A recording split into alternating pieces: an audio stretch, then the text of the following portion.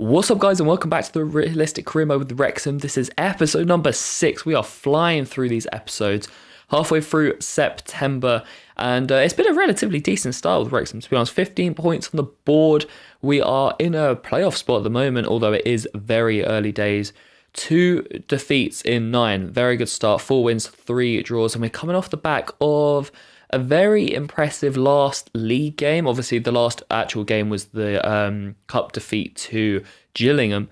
But in the league, we beat Walsall away 3-0. Walsall, who were unbeaten, by the way. We beat them. We went to their backyard and smashed them 3-0. Paul Mullen with a hat-trick. That guy is on fire right now. He is the league top scorer. As we look at the board objectives, obviously still early days, but the confidence rating is currently 98. We are smashing it right now with the side. And I feel pretty good about the team. You know, perhaps a couple of additions could be made in January to improve the depth a little bit, but I'm quite happy with the starting 11. I'm feeling good about the team, but it is still early days as we head into the first game of the episode, and it is Notts County, the fellow National League side that came up with Wrexham last season. Both teams surpassing 100 points. What an incredible year they both had. And Notts County are doing actually really well in the league in real life. They're currently top right now, so they are smashing it. And they would be smashing it in this game as well. They would take an early 1-0 lead, a very good finish. Daniel Crawley's first of the season. This was the same starting 11, by the way, that played against Crewe. I'm feeling like we're finally settling with the team. The midfield, I'm still sort of rotating a little bit, but I feel good about this starting 11. Well, 15 minutes in, it would be Notts County again pressing the issue. And after a turnover, Tug Benyo would give County a 2-goal lead. Poor turnover from us, and County punish us, and all of a sudden we're 2-0 down. Well, we would look for an instant response. Ford, as influential as ever down that fullback, down the right side. He finds Stephen Fletcher in behind, but the veteran cannot convert. To be fair, it was a very good save from the counter keeper, and it remains 2-0. And then from the resulting corner, Paul Mullen trying to score on the turn, but he can't get enough power in the shot. The forward, though, does find a strike partner. Fletcher's in again, 1-on-1. Can he score this time? Oh, no, and it's 2 clear chances we've given up. Fletcher, the score would have been 2-2 right now. It is not. It is still 2-0, and we have not taken our chances as Mendy bursts down the left, but his ball can't find Fletcher, and, well, we are knocking at the door, but it is not opening. With 10 minutes to go before half-time, a poor turnover from Elliot Lee, and County look to punish us again. They get into the box. Randall's in, and it's 3. Sucker punch from County. Just as we had our tails up, we were looking like we were going to get an equaliser.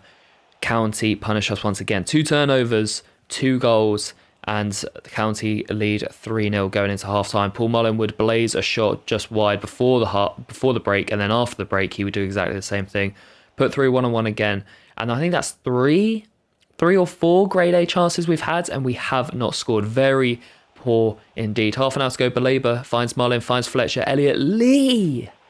Finally, we are on the board. Good win from O'Connor at the back. He goes on a nice little run. And then nice little interplay from the forwards before we get back into this game. But we are not back in it for long, as the second half sub, Macaulay Longstaff, kills the game off. Longstaff won the Golden Boot last season in the National League, scoring 42 goals, and none of them penalties as well, which is an incredible fact. Paul Mullen, who is obviously facing up against today, scored 39, which is still pretty impressive. Between the 2 strikers, they scored 71 goals last season, which is quite incredible. Longstaff still in the game. Mullen would get a goal, actually, put through 1-on-1, and this time he does score, but it's too little too late as the full-time whistle goes, and we suffer our first league defeat in 5 games, just our 3rd one in our first 10, and all 3 have been at home, actually, at the racecourse. 3 defeats now, and to be honest, that game was just a tale of 2 sides that were clinical, and well, one was clinical, one was not. We had multiple chances. We had more chances than County did. I don't think I showed it in the edit, but they showed when it was 3-0, they showed expected goals. And I think County's expected goals was 0.7 and ours was 1.8. And the score was 3-0 to County. So County just absolutely clinical in there and taking their chances. We absolutely were not. Fletcher missing 2 golden opportunities. Mullen could have had a hat-trick. We end up losing 4-2, and now it's time to bounce back. Well, bounce back, and you ask about bouncing back. We're facing the side at the top of the league, Stockport. They are 6-3-1 at the moment. They've only conceded 5 goals. So this one is gonna be tough. They did lose that one game at home though, so a bit of hope for us indeed. They also have Louis Barry on loan from Aston Villa. He was famously part of the Barcelona Youth Academy.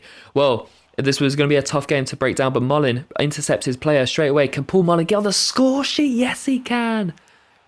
That is how you respond to being wasteful against Notts County. 1-up against the league's best defence inside 6 minutes.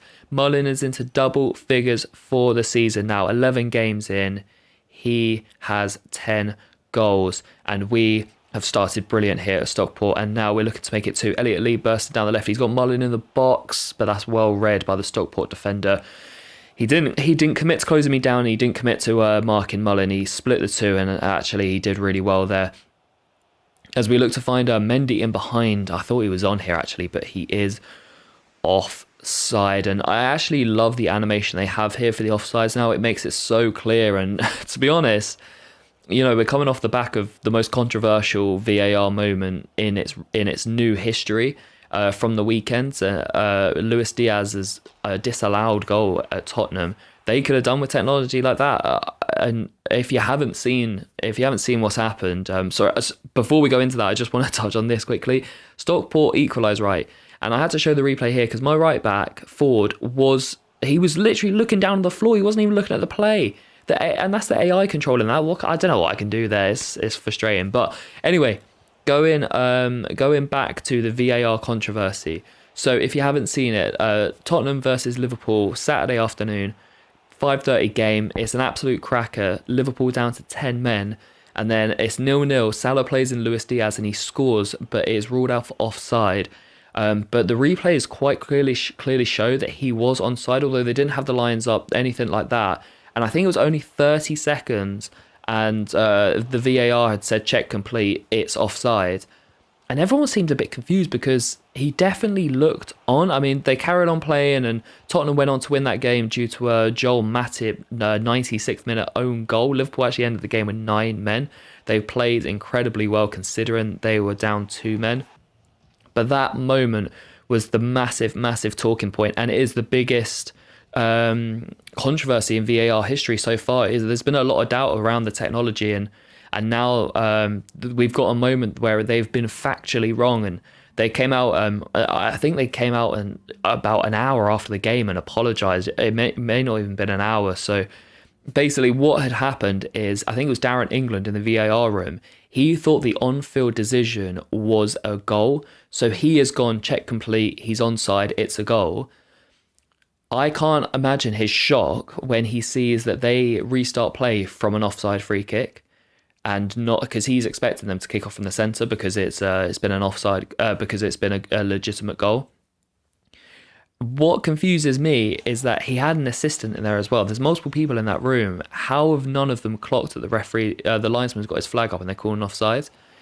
It was an incredibly controversial moment, and one that, there's been a lot of question marks around VAR, but this is the first time where something has been factually wrong and they have said it was wrong. And now I can only imagine the amount of publicity they're going to get negatively, because there's a lot of people were doubting VAR anyway, and now every decision that VAR makes is going to be questioned. I can imagine now that because it was so quickly, it was only a 30-second turnover between them apparently checking the VAR, checking the offside and giving it. I imagine now that every check they are going to have like triple, quadruple checks just to make sure that everything was right.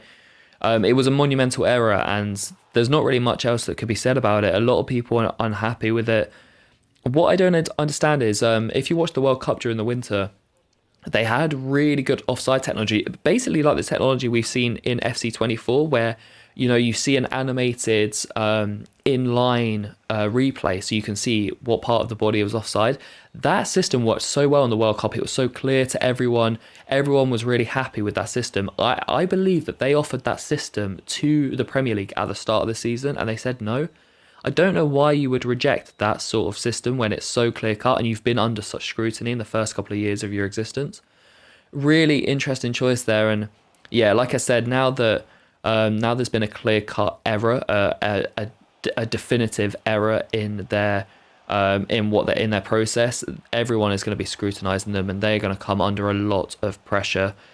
The thing is, VAR came in and it was meant to be black and white, and it's still, there's human enforcement in it as well. So human mistakes still happen, which is, yeah, it's still obviously early days in the VAR technology, but this is its biggest moment in its history.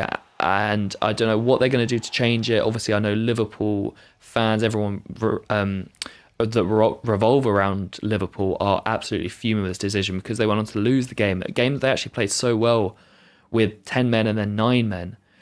But yeah, let me know what you think in the comments, what you made of the situation, what you think they should do from now on, what you think like Darren Moore and perhaps his VAR assistant, should they receive punishment?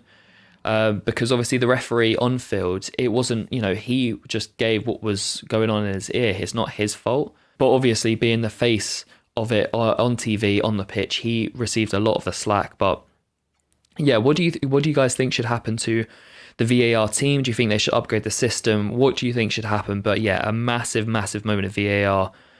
Yeah, it's gonna come under a lot of scrutiny now. But yeah, sorry to dive away from the immersion here. You would have seen whilst I was going on a VAR tangent, we actually lost to MK Dons. So 1 step forward, 2 steps back for Wrexham at the moment. We lose to the Dons 1-0. They took a lead, a late penalty given away by Baleba later in the first half. Jonathan Lecco, the man he fouled, and then Harrison converted, scoring his 6th in 12 this season. And then at the start of the second half, we actually made a change. We brought on Davis for Evans and made it a flat midfield 3. But 4 minutes into the second half, Stephen Fletcher got sent off, a straight red. A moment of madness for me, to be honest. I was a bit frustrated, and I paid the price. We were down to 10 men, and from then on, Dons controlled the game. We had a couple of half chances, but nothing really, and it was a 1-0 defeat. And we've gone from 2 defeats in 9 to 2 defeats in 3, which is, it's not fantastic at all. And the thing is, notably, all 4 of those defeats have come at the racecourse as well. 4 home defeats. So as you can see in the league table there, we are now down to 10th as we hit the end of this episode. I mean, we're still doing decently well, but definitely room for improvement now. And I don't want to get caught chasing the playoff pack and the top 3 pack. I want to be in and around there involved. So hopefully in episode 7, we can bounce back with some wins. But that will be it for today's episode. I hope you enjoyed it. Drop it a like. The love and support you guys are showing on this series is incredible, so keep it up. Make sure you drop a comment as well on your opinions on the whole VAR controversy. I look forward to reading through them, and I'll catch you in episode 7 very soon.